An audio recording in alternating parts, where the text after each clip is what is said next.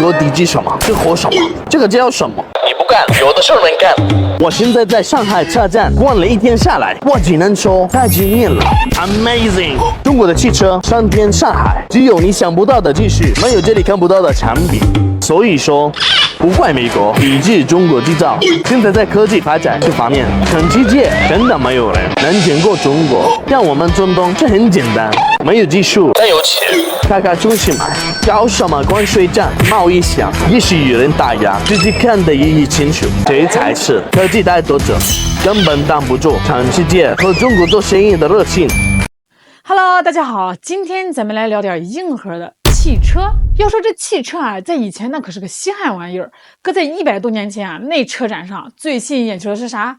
不是车哦，是美女啊！你想啊，那时候的车长得啥样？就是黑不溜秋的、方方正正的，没啥设计感。所以啊，你得找几个打扮的花枝招展的女演员啊，站在这个车旁边扭扭腰、摆摆 pose 啊，才能吸引人来看。后来啊，这个美国人脑子活泛，觉得这个光靠美女还不够刺激啊，干脆就让模特穿泳装。哎呦，这下可热闹了！这个车展上直接就变成肉展，哎，吸引了一大堆的眼球啊！你说这算不算擦边儿？咱也不知道，咱也不敢问。咱们中国呢，那个时候汽车工业是刚起步啊，也是学着人家搞香车美女。93年的北京车展那场面，到处都是美女啊，那恨不得把车都盖住了。到2000年以后，那就更夸张了呀，那个车模穿那叫一个清凉呀，这是恨不得啥都不穿。那时候大家去看车展啊，不知道到底是去看车还是去看人啊，反正我是有点分不清啊。甚至有段时间，这个车模的风头都盖过了汽车本身。哎，你说说这叫啥事儿啊？但是时代变了啊，现在都啥年代了，还搞那些花里胡哨的？咱们中国车展早就不是那个味儿了啊！就拿今年这个上海车展来说啊，你再去看看啊，那些穿着暴露的车模基本上都消失了，取而代之的是啥？是更专业、更符合品牌调性的模特。哎，你看看这个小鹏汽车，人家旁边站的是啥？是机器人，身高1.78米，体重70公斤，这浑身都是关节啊，能跳舞，能互动。摩纳3好看又好开，重力座椅。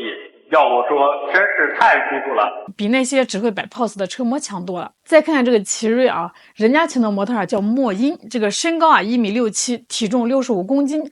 这虽然啊不是真人，但是人家懂技术啊，能跟你聊汽车的性能，还能跟你讲智能驾驶，哎，这才是专业的。什么？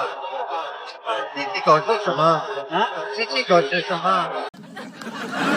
还有比亚迪啊，人家直接整个黑悟空，哎，你说这创意绝不绝BYD。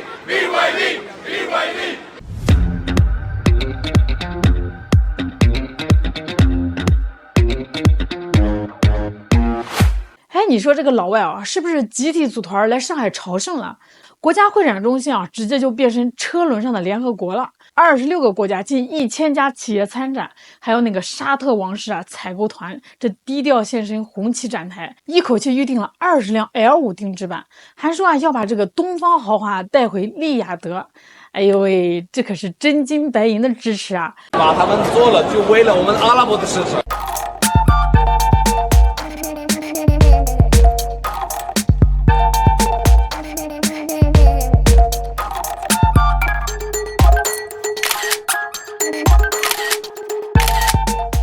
除了土豪，这次车展还来了很多老外经销商，他们都想把车带回去。It's my first year here, and now all the eyes of the world are just here, looking what you are making. MG is the first Chinese brand in terms of sales in Spain. They are so popular. It's very interesting to see all the technologies behind the automotive market here in China. It's amazing. And now I've seen many colors, very beautiful. Right now, 30% of the market is Chinese brands. We are looking for the newest models and concepts. It's always super fun to see what the industry is doing, who's going where, and the designs, people being creative. It's quite fun. We help companies to build relationships with Chinese manufacturers. I feel like the Chinese brands are increasingly getting better at what they do, and soon they will dominate the markets. And just go for a walk here. Okay. Always look for the innovative solutions and especially now we search for battery technology with range and fast charging. And in Norway, 95% of the sales is battery electric vehicles. The speed of innovation is great. Because they are very competitive, both in price, specifically in price, and also in technology. I think the Shanghai Motor Show in general is becomes now one of the top motor shows in the world. You can see that all the international guests are coming here to learn from China. With a high dominance of Chinese manufacturers. There's a rapid change of the automotive industry is happening here in China. This is my first time in Shanghai, yeah. It's incredible, the event is incredible. Shanghai is making a huge impact in Pakistan. Everyone's adopting it, it's crazy, everyone likes the car. That's why we're here, that's why we're here to check out what they're new to release for us. So we want to bring it back to Pakistan. 现在这个中国车展讲究的是啥？是专业性，是文化内涵。这模特穿的都是职业装，展示的都是汽车的技术。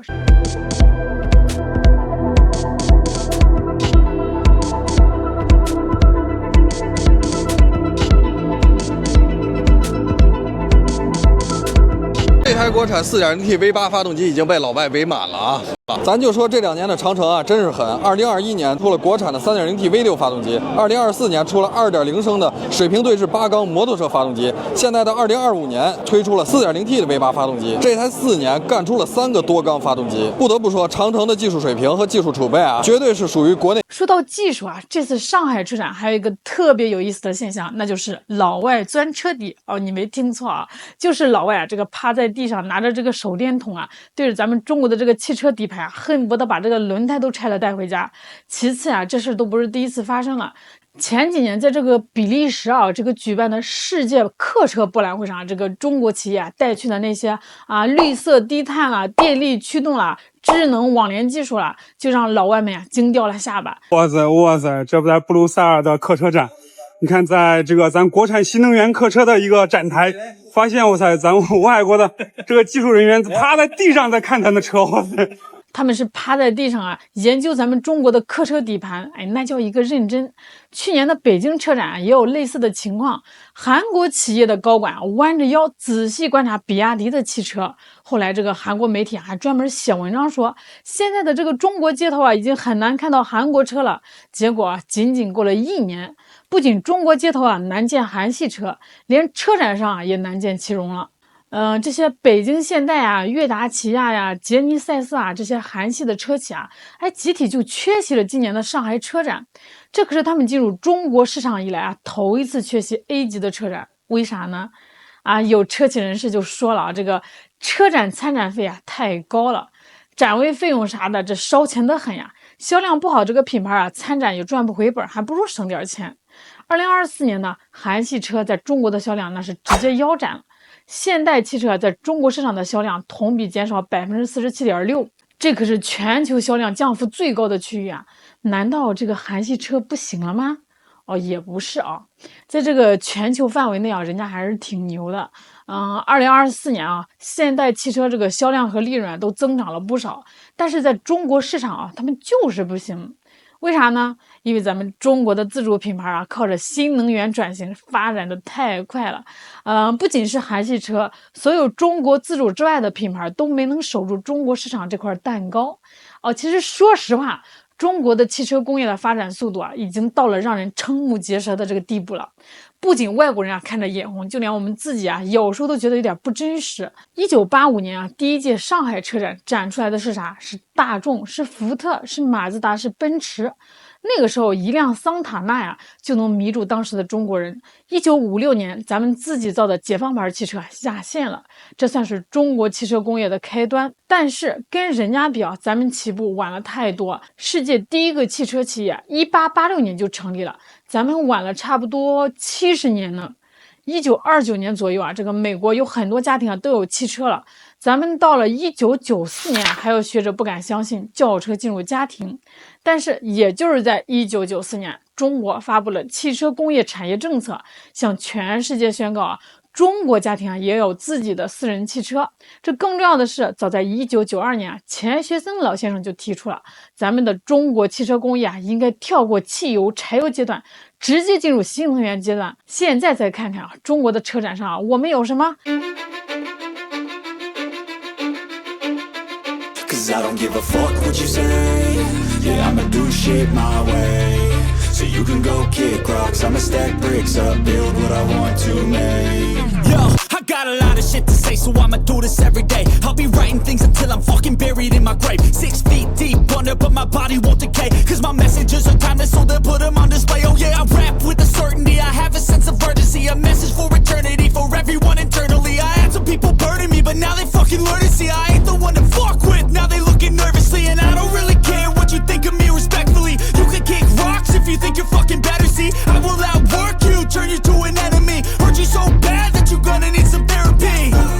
I got the motherfucking recipe. I've been cooking up hits, I'ma leave a legacy. You'll be looking small when you're standing right next to me. I'm 5'10", bitch, but I'm 10 feet Cause I don't give a fuck what you say. Yeah, I'ma do shit my way. So you can go kick rocks. 从蹒跚学步到领跑赛道，中国汽车工业用了几十年的时间，完成了史诗级的逆袭啊！韩系车在中国市场渐行渐远，不是偶然啊，而是中国制造以电池为锚，以智能为盾，撕开了全球产业铁幕的必然。从前老预言新能源赛道到中国电车占领全球，中国汽车用几十年就走完了西方100年的路。当外国工程师伏地研究中国底盘，当世界顶级车企缺席中国主场，这场静悄悄的汽车革命里藏着东方智慧对工业文明的重新定义。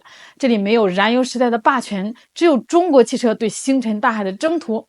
好啦，今天就给大家聊到这儿，希望大家以后能多多支持中国汽车，让咱们的汽车工业越来越牛。我是小懒，欢迎订阅、点赞、关注哦，我们下期再见，感谢。